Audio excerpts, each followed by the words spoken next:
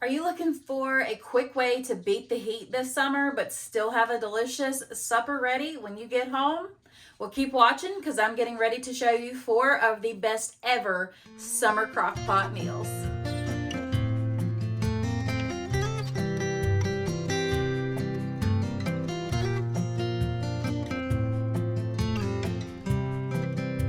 Hey y'all, I'm Sammy and welcome to my kitchen. Today I'm going to be sharing 4 of the ultimate best summer crock pot meals that you're definitely going to want to try. They are all quick and easy, but packed full of deliciousness. So sit back and relax, grab you some sweet tea, and let me do all the cooking. Come on, y'all, let's go.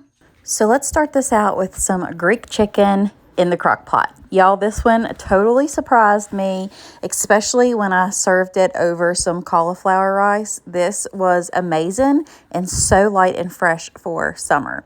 So into a sprayed crock pot, I'm going to start off with a 1/4 cup of lemon juice and about a 1/4 cup of olive oil, then a 1/2 cup of chicken broth or stock, whatever you want, and as much garlic as y'all want, but y'all know I like to keep those vampires away.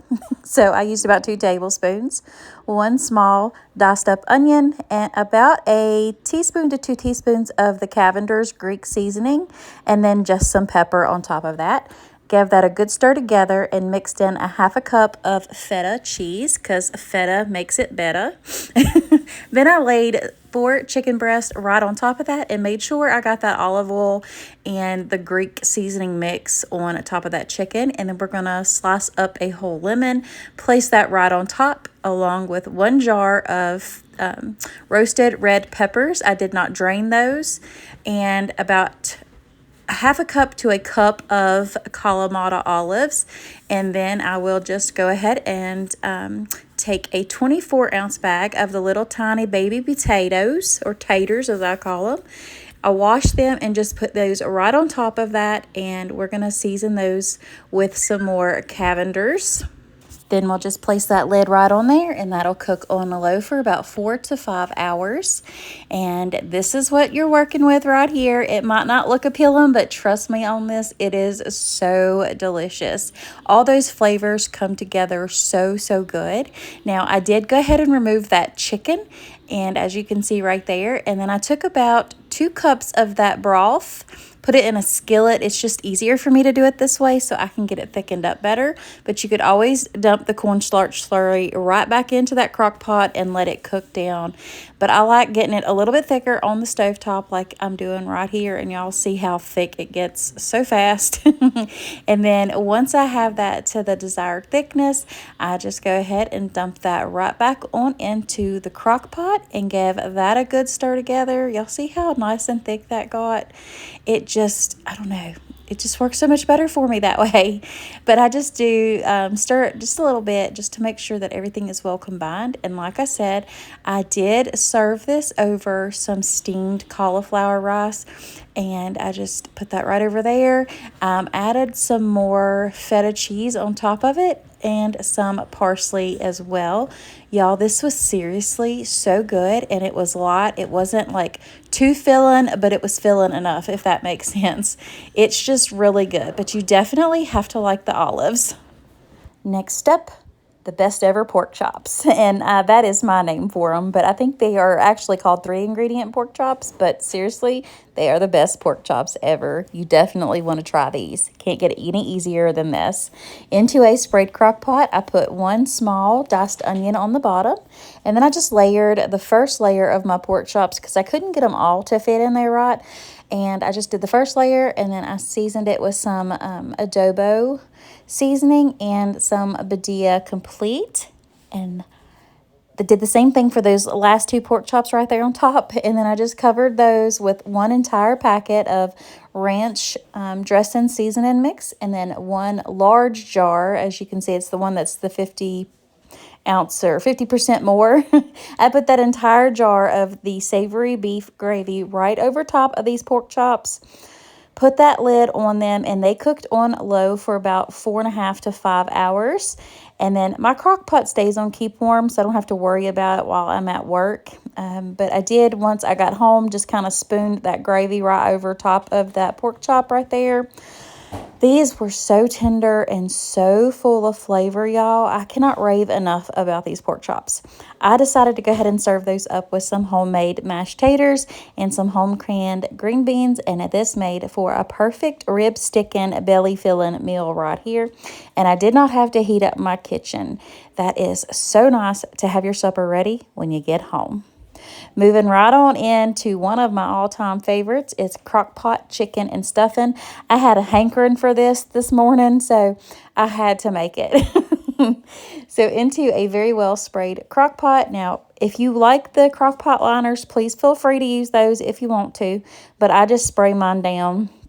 I started out with 1 medium onion chopped up, and then I layered 4 chicken breasts right over top of that, and we're going to season it up with the buttery garlic and herb, the poultry blend, and the caramelized onion butter, all by Kinder's. Y'all, I'm becoming a fan of Kinder's seasoning, and if y'all have not tried any of these, definitely go get you some. Then we're just going to add a little bit of salt and pepper, but just a little bit on the salt because of the soups and everything that's going to go into it. Now, since we have all that in the crock pot, we're going to go ahead and take a cream of mushroom and a cream of chicken into a bowl.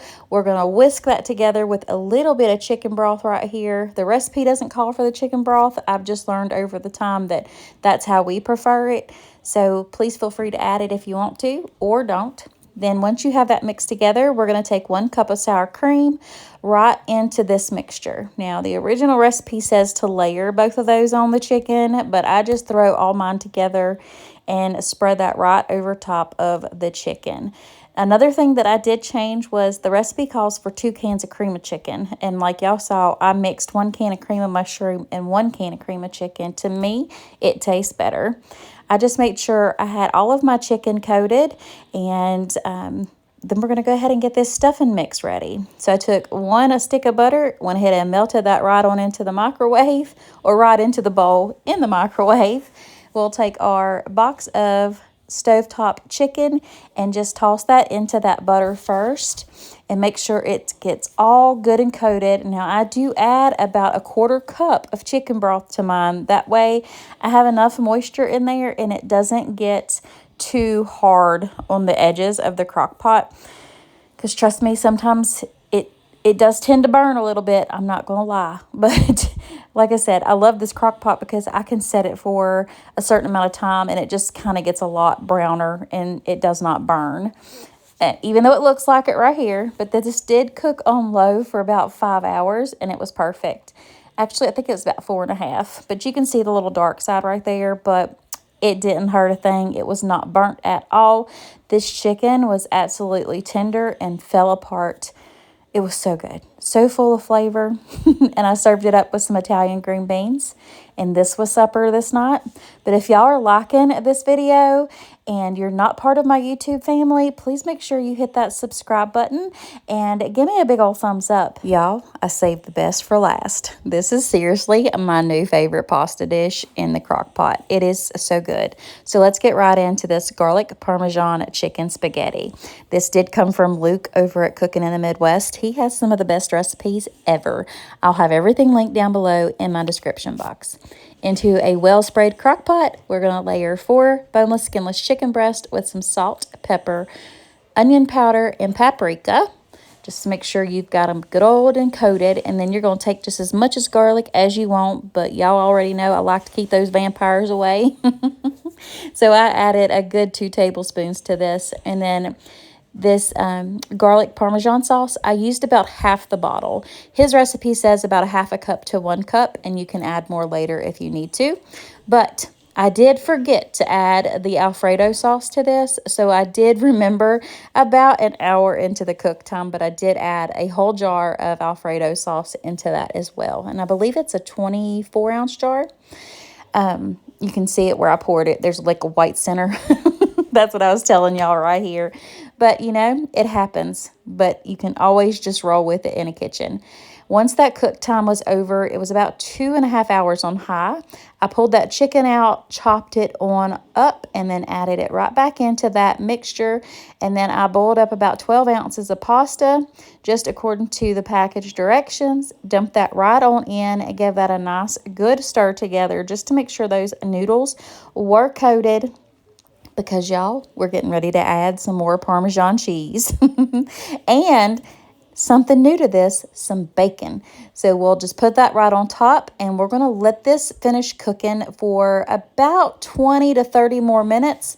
And then once that cheese and that bacon has, reincorporated into everything, yeah, you'll just give that a good mixy, just to make sure all that stuff is well combined before you scoop it all up on your plate. And of course, serve it up with some more cheese, more better, some more bacon bits, and then I just chopped up some fresh basil out of my herb garden. Y'all, this was seriously the best. Definitely make this one if you don't make any of the other ones, because it's delicious. Let's get into these bloopers, y'all, because I know y'all love them. Get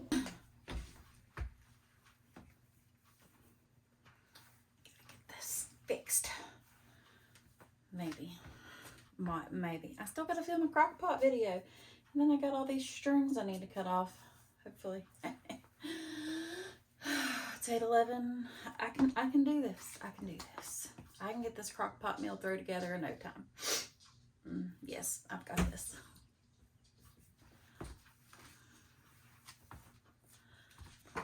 Pepper, can you believe that Mommy got all of that right in one take? Woo! Ooh, ooh. Ooh, ooh. Ooh, ooh. Can y'all like my dance moves? I can't dance. Woo, that takes some talent for me to get it all done in one try and not sit here going. Not saying that I won't do it, because y'all know I got my shooting fingers. Sometimes I do it without even knowing it. Oh, I got it done. One. Y'all mark that down on your calendars, because it probably won't happen again. My dogs are like, hey, you're supposed to do this like 20,000 umpteen times. But I got it. Probably because I know I got to do a crock pot meal right now. All right, y'all, that is it for today's video. I truly hope you enjoyed it. If you did, please give me a thumbs up. And that little red button right there, go ahead and mash it and become part of my YouTube family. It's absolutely free, and I would love to have y'all. If you're looking for some more crock pot recipes, make sure you check out these other 2 videos that are on your screen right now. And if you are in need of prayer, please let me know below, and I would be honored to pray for you all. But until next time, I wish you nothing but the absolute very best. God bless. Bye.